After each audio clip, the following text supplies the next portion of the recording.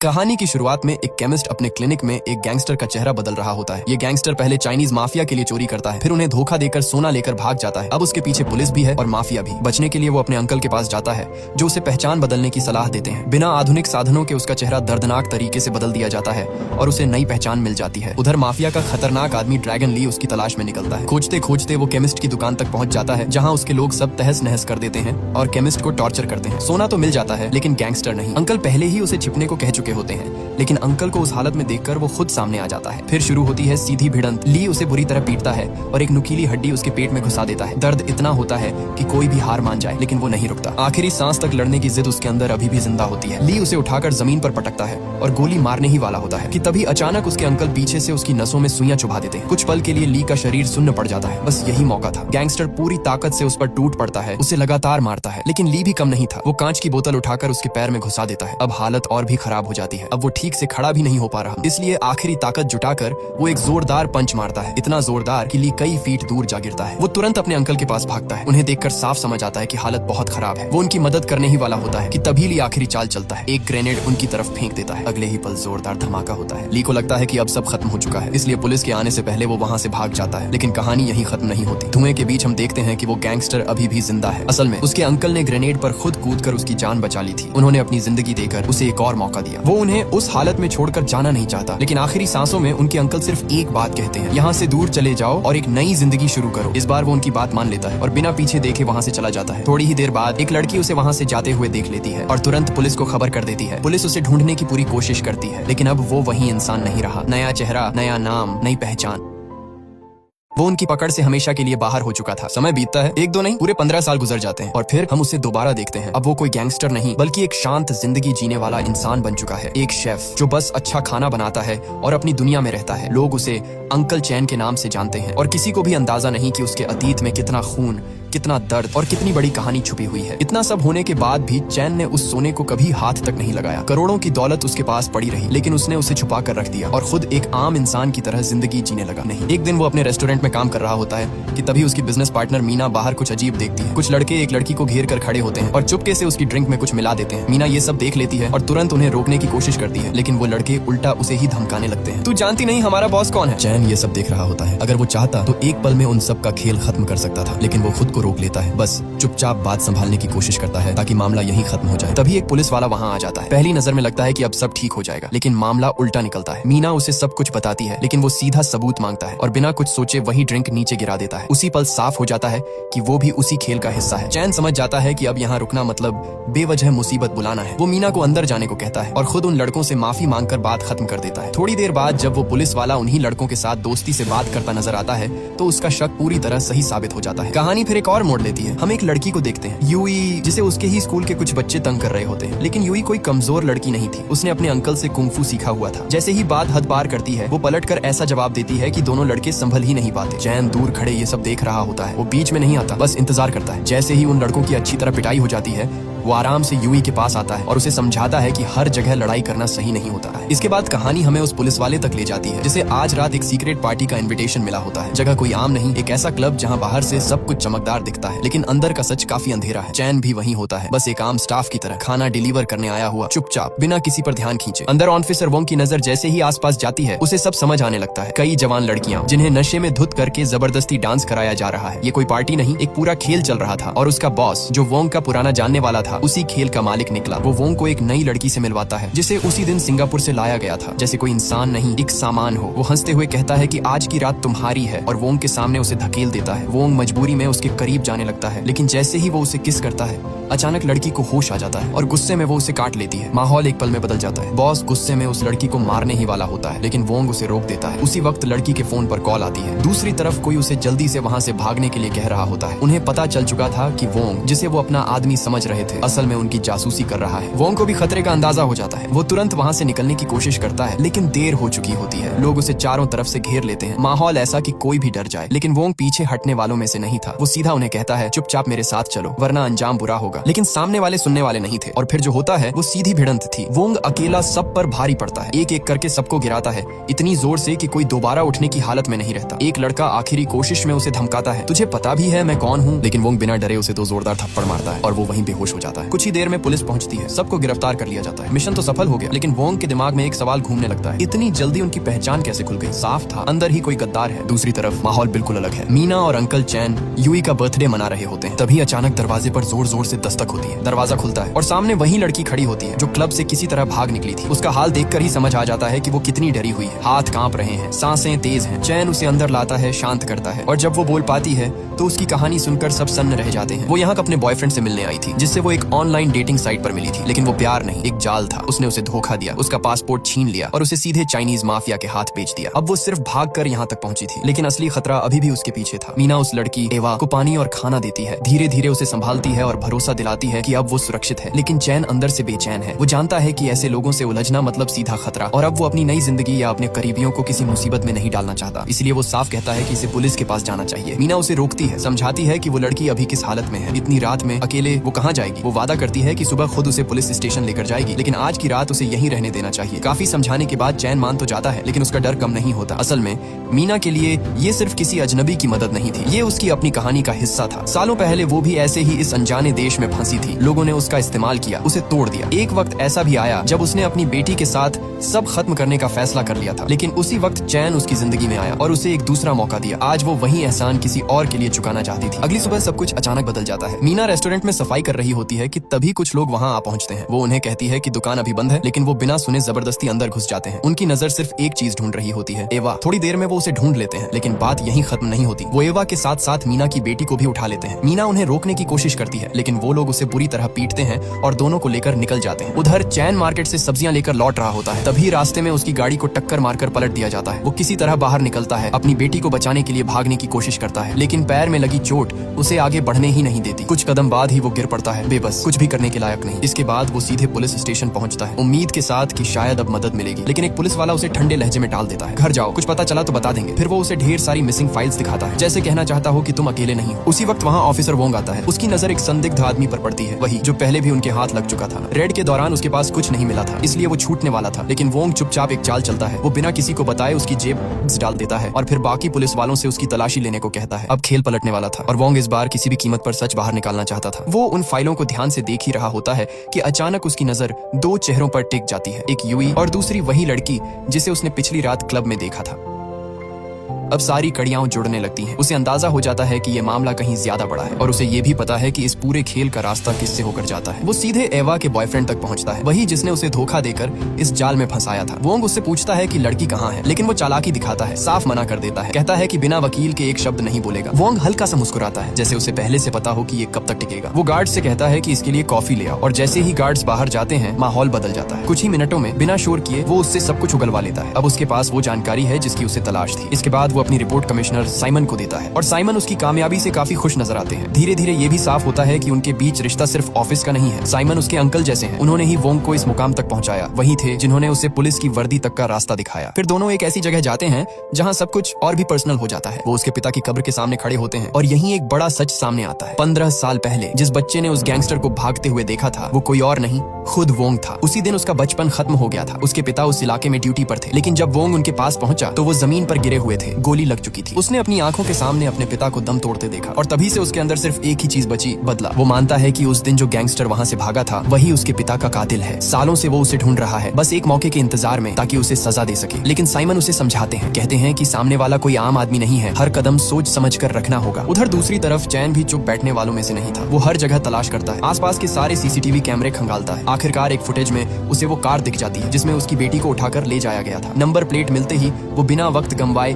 Area के हर mechanic के पास जाता है, पूछता है, तलाश करता है और आखिर में एक आदमी मिलता है जिसे वो कार याद होती है। वो उसे एक बिल्डिंग तक ले जाता है, बताता है कि कुछ दिन पहले उसी कार को रिपेयर करके यहीं छोड़ा था और यहीं उसी बिल्डिंग के अंदर यूई को बाकी लड़कियों के साथ बंद करके रखा गया था। अगली सुबह सब कुछ बिल्कुल सामान्य दिखता है, वही रोज वाला रूटीन। एक आदमी बिल्डिंग में सब्जियां सप्लाई करने आता है, गार्ड्स उसे बिना शक के अंदर जाने देते हैं। लेकिन इस बार एक फर्क था, उन्हीं टोकरियों में से एक के अंदर चैन खुद छुपा हुआ था। सही मौके का इंतजार करते हुए वो चुपचाप अंदर पहुंच जाता है, बिना किसी को भनक लगे। उधर दूसरी तरफ ऑफिसर वोंग भी उसी बिल्डिंग तक पहुंच चुका होता है। अब उसे अपने अपने ही डिपार्टमेंट पर भरोसा नहीं रहा था, इसलिए वो अकेले ही सबूत जुटाने का फैसला करता है। वो दीवार फांद कर अंदर घुसता है और जैसे ही अंदर पहुंचता है कुछ डॉक्टरों की बातें सुन लेता है। वो किसी पेशेंट की आंख निकालने की बात कर रहे होते हैं, बिल्कुल ऐसे जैसे ये कोई आम ऑपरेशन हो। वोंग का शक अब यकीन में बदल जाता है। ये जगह सिर्फ लड़कियों को कैद करने तक सीमित नहीं, यहाँ ऑर्गन ट्रैफिकिंग भी हो रही है। उसी वक्त ऊपर की तरफ चैन धीरे धीरे आगे बढ़ता है और जो वो देखता है वो किसी बुरे ख्वाब से कम नहीं होता। लड़कियों को कैमरे के सामने खड़ा किया गया है, उन्हें मजबूर किया जा रहा है कि मुस्कुराओ, अच्छा दिखो, क्योंकि उनकी ऑनलाइन नीलामी हो रही है। जो लड़की इनकार करती है उसे बेरहमी से पीटा जाता है। यहाँ बस एक ही नियम चलता है, या तो हंसते हुए बिक जाओ या फिर तुम्हारे शरीर के टुकड़े करके बेच दिए जाएंगे। उधर वोंग तलाश करते करते तीसरी मंजिल तक पहुंच जाता है, जहाँ उसे एवा मिलती है। वो उसे देखते ही टूट जाती है, रोते हुए मदद की भीख मांगती है। वोंग के लिए वो पल आसान नहीं था, लेकिन उसे पता था कि अगर अभी जल्दबाजी की तो पूरा नेटवर्क बच निकलेगा। वो उसे भरोसा देता है, मैं वापस आऊंगा, और आगे बढ़ जाता है। थोड़ी ही देर में वो एक कमरे में पहुंचता है और वहाँ जो दिखता है वो उसकी सोच से भी ज्यादा खौफनाक था। एक लड़की की लाश जिसके सारे ऑर्गन्स निकाल लिए गए थे। दूसरी तरफ चैन एक गार्ड का पीछा करते हुए एक कमरे तक पहुंचता है। अंदर कई लड़कियां बंद होती हैं। तभी उसकी नजर जमीन पर पड़ी एक छोटी सी टॉफी पर जाती है, वही टॉफी जो उसने यूई को उसके बर्थडे पर दी थी। बस अब उसे यकीन हो जाता है कि उसकी बेटी यहीं थी। गुस्से में वो उस गार्ड पर टूट पड़ता है, उसे बेहोश कर देता है। लेकिन अगले ही पल सच सामने आता है। यूई को कल रात ही कहीं और शिफ्ट कर दिया गया था और बाकी लड़कियों की हालत देखकर वो समझ जाता है। उनके पेट पर पड़े कट्स साफ बता रहे थे कि आज रात इनके साथ क्या होने वाला है। वो उन्हें बचाना चाहता है, लेकिन तभी वहाँ वोंग आ जाता है। चैन उसे देखते ही भड़क उठता है, क्योंकि उसके दिमाग में एक ही बात बैठ चुकी थी कि पुलिस भी इस पूरे खेल में शामिल है। बिना कुछ सोचे वो वोंग पर हमला कर देता है। वोंग उसे रोकने की कोशिश करता है, समझाता है कि वो दुश्मन नहीं है, लेकिन चैन के लिए अब किसी पर भरोसा करना नामुमकिन था। उसने जो कुछ देखा था उसके बाद हर चेहरा उसे झूठा लग रहा था। शोर सुनकर एक गार्ड ऊपर आ जाता है, लेकिन चैन और वोंग तुरंत दरवाजे के पीछे छुप जाते हैं। गार्ड जैसे ही आगे बढ़कर निकलता है, दोनों फिर आमने सामने आ जाते हैं और लड़ाई फिर से शुरू हो जाती है। इस बार भिड़ंत इतनी तेज होती है कि पास रखी एक अलमारी गिर जाती है और बस यही आवाज सबको अलर्ट कर देती है। नीचे बैठे हैंडलर को समझ आ जाता है कि ऊपर कुछ गड़बड़ है। वो तुरंत सारे गार्ड्स को थर्ड फ्लोर पर भेज देता है, लेकिन तब तक चैन और वोंग के बीच की गलतफहमी साफ हो चुकी होती है। अब दोनों एक दूसरे के खिलाफ नहीं, साथ खड़े होते हैं और फिर शुरू होती है असली लड़ाई। चारों तरफ से गार्ड्स टूट पड़ते हैं, लाठी डंडे हथियार जो भी हाथ में है लेकर, लेकिन वोंग एक एक को गिराता चला जाता है, जैसे उसे रुकना आता ही नहीं। जो उसके हाथ से बचते हैं उन्हें चैन खत्म कर देता है। दोनों मिलकर हर आने वाले को रोकते हैं, लेकिन गार्ड्स की तादाद बढ़ती ही जा रही थी। हालात ऐसे हो जाते हैं कि संभालना मुश्किल लगने लगता है। तभी चैन 15 साल बाद एक बार फिर अपनी पूरी ताकत लगाता है, एक जबरदस्त वार, और सामने खड़े कई लोग एक साथ जमीन पर गिर जाते हैं। वोंग कुछ पल के लिए रुक जाता है। एक मामूली शेफ में इतनी ताकत, उसे यकीन ही नहीं होता। लेकिन तभी उसकी नजर चैन के पैर पर पड़ती है, वही पुरानी चोट, वही निशान, और अचानक सब कुछ जुड़ जाता है। उसे याद आता है 15 साल पहले जिस आदमी ने उसके पिता को मारकर भागा था, उसके पैर में भी ऐसी ही चोट थी। अब उसे समझ आ जाता है चैन ही वो आदमी है। लेकिन ये सच जानने के बाद भी वो कुछ नहीं करता, क्योंकि अभी वक्त बदले का नहीं, मिशन का था। वोंग तुरंत बैकअप बुलाता है। बाहर से उसका आदमी दीवार तोड़कर अंदर घुसता है और उसी मौके का फायदा उठाकर वो तीनों वहाँ से निकल जाते हैं। मिशन अधूरा रह जाता है और इसी बात पर वो गुस्से में साइमन के पास पहुंचता है, लेकिन साइमन उसे उल्टा डांट देता है। कहता है कि अकेले जाकर तुमने सिर्फ अपनी नहीं, पूरे प्लान की जान खतरे में डाल दी। वोंग के पास पक्के सबूत थे, लेकिन फिर भी साइमन उसे आगे बढ़ने से रोक देता है, यहाँ तक कि वो उसे ड्रैगन लीग के आदमियों को छोड़ देने का ऑर्डर देता है। अब वोंग को समझ नहीं आता आखिर ऐसा क्या है जिससे साइमन डर रहा है। वो जवाब चाहता है, लेकिन लगता है साइमन पूरी सच्चाई बताने से बच रहा है। उधर दूसरी तरफ एवा की हालत और भी खराब हो चुकी होती है। उसे पकड़कर सीधे ड्रैगन लीग के पास लाया जाता है, वही जो इस पूरे ह्यूमन ट्रैफिकिंग नेटवर्क का असली मालिक है। उसकी एक अजीब आदत होती है, हर खूबसूरत लड़की की पेंटिंग बनाकर अपने घर में सजा कर रखता है, जैसे वो इंसान नहीं कोई ट्रॉफी हो। वो गुस्से में उस लड़के को सजा देता है जिसने पुलिस तक खबर पहुंचाई थी। उसके मुंह में कई ब्रश ठूंस देता है और कहता है एक भी गिरा तो खत्म। तभी वहाँ एक लड़की आती है जो इस पूरे काम में ली की मदद करती है, और यहीं एक और बड़ा राज खुलता है। 15 साल पहले ये पूरा नेटवर्क उसके पिता चलाते थे, लेकिन फिर चैन आया और उसने उसके पिता को खत्म कर दिया। उसके बाद से ये पूरा साम्राज्य ड्रैगन ली के हाथ में चला गया।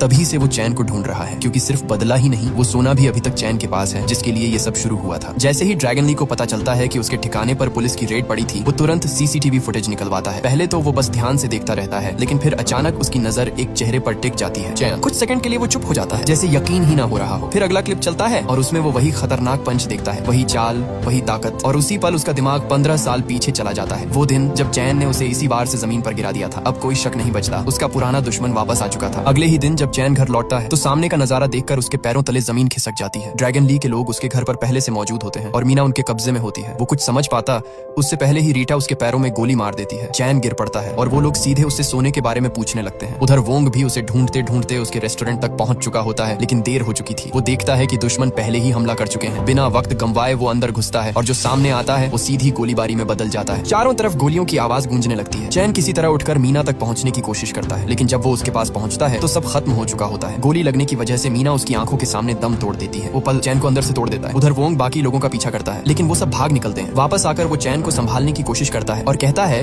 कि उसे पुलिस स्टेशन चलना होगा, लेकिन चैन अब सुनने की हालत में नहीं था। दर्द, गुस्सा, पछतावा सब एक साथ फूट पड़ता है। उसे लगता है कि अगर वोंग वहाँ नहीं आता तो शायद मीना अभी जिंदा होती, और इसी गुस्से में वो वोंग पर हमला कर देता है। दोनों के बीच जबरदस्त लड़ाई होती है, लेकिन चैन उसे मारता नहीं, बस उसे काबू में करके वहीं बांध देता है और खुद वहाँ से निकल जाता है। वोंग खुद को छुड़ाकर उसे ढूंढने की बहुत कोशिश करता है, लेकिन चैन जैसे हवा में गायब हो चुका होता है। मजबूर होकर वो साइमन को फोन करता है, लेकिन वो किसी जरूरी मीटिंग का बहाना बनाकर कॉल काट देता है। यहीं से शक और गहरा हो जाता है। वोंग बाहर निकलता है और तभी उसकी नजर साइमन पर पड़ती है, जो खुद वहाँ मौजूद होते हैं। अब मामला सीधा नहीं रहा। वोंग चुपचाप उनका पीछा करता है और जो सच सामने आता है वो उसके लिए सबसे बड़ा झटका होता है। ड्रैगन ली तक सारी खबर पहुंचाने वाला कोई और नहीं, उसका अपना अंकल साइमन था। जिस इंसान को वो अपना सहारा मानता था वही गद्दार निकला। वोंग के लिए ये मानना आसान नहीं था, लेकिन साइमन उसे समझाने की कोशिश करता है। वो कहता है कि जो उसने किया वो मजबूरी थी। जब वो इस शहर में आया था तब यहाँ 6 अलग अलग क्रिमिनल गैंग्स का राज था। हर तरफ अराजकता थी। सालों की मेहनत के बाद उसने सबको खत्म कर दिया और अब सिर्फ एक बचा है, ड्रैगन ली। लेकिन वोंग को ये बात बिल्कुल गलत लगती है। उसके हिसाब से साइमन ने शहर को बचाया नहीं, बल्कि एक ही राक्षस को इतना ताकतवर बना दिया कि अब वही सब कुछ कंट्रोल कर रहा है। पहले जहाँ 6 गैंग्स मिलकर क्राइम करते थे,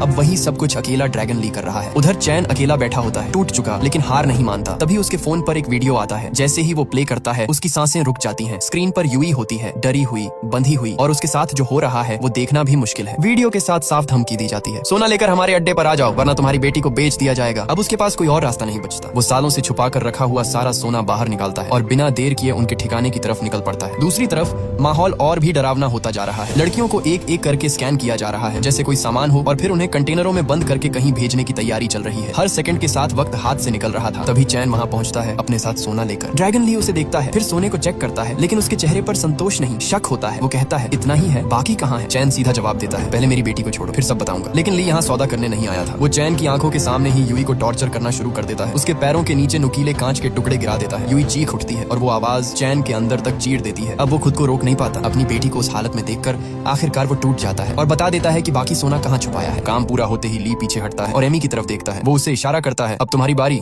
एमी, जो 15 सालों से इस पल का इंतजार कर रही थी, वो धीरे धीरे आगे बढ़ती है। हाथ में सोने की भारी ईंट उठाती है और बिना रुके चैन पर बरसने लगती है। हर वार में गुस्सा, दर्द और बदले की आग होती है। चैन खून से लथपथ हो जाता है, लेकिन वो कुछ नहीं करता, जैसे ये सजा वो खुद स्वीकार कर चुका हो। लेकिन जैसे ही वो आखिरी बार करने वाली होती है, अचानक चारों तरफ हलचल मच जाती है। पुलिस फोर्स वहाँ पहुंच चुकी होती है और पूरे इलाके को घेर लेती है। सब कुछ एक पल में बदल जाता है। असल में चैन खाली हाथ नहीं आया था। उसने पहले ही सारी तैयारी कर रखी थी। यहाँ आने से पहले उसने वोंग को सब कुछ बता दिया था, हर सच, हर राज। यहाँ तक कि उसे ये भी पता था कि वोंग के पिता के साथ उस दिन क्या हुआ था, और अब वो सब कुछ खत्म करने के लिए तैयार था। अगर इसके बदले उसे अपनी बेटी मिल जाए तो वो खुद को कानून के हवाले करने के लिए भी तैयार था। वोंग के आदमी ऑफिसर ली के लोगों पर टूट पड़ते हैं, एक एक करके सबको खत्म करते हुए माहौल को पूरी तरह खौफनाक बना देते हैं। हालात इतने बिगड़ जाते हैं कि ली को मजबूर होकर पीछे हटना पड़ता है, लेकिन जाते जाते वो एक चाल चलता है। यूवी को अपने साथ पकड़ लेता है ताकि कोई उस पर गोली चलाने की हिम्मत ही ना करे। एमी तुरंत समझ जाती है कि अगर अभी उन्हें नहीं रोका गया तो सब खत्म हो जाएगा। वो ली को सोने के साथ निकल जाने को कहती है और खुद पीछे रुककर सबको कवर देती है। तभी वोंग और एमी आमने सामने आ जाते हैं और फिर शुरू होती है एक जबरदस्त फाइट। हर वार में गुस्सा, हर मूव में जान लगाने की कोशिश, लेकिन आखिरकार वोंग उसे उठाकर नीचे फेंक देता है। उधर चेन जोली का पीछा करते करते यहाँ तक पहुंचा था। अचानक उसे आंखों से ओझल होते देख हैरान रह जाता है। वो हर तरफ ढूंढता है, लेकिन उसे सिर्फ यूवी मिलती है, टेरेस पर बेहोश पड़ी हुई। जैसे ही वो उसके पास जाता है, असली खेल शुरू होता है। ये सब पहले से प्लान था। ली ने वहाँ बम छुपा रखा था और ट्रिगर उसके हाथ में था। धमाका होते ही सब कुछ हिल जाता है। चेन बिना एक सेकंड गंवाए अपनी बेटी को लेकर टेरेस से नीचे कूद जाता है। यूवी बच जाती है, लेकिन चेन बुरी तरह घायल हो चुका होता है। वो अभी संभल भी नहीं पाता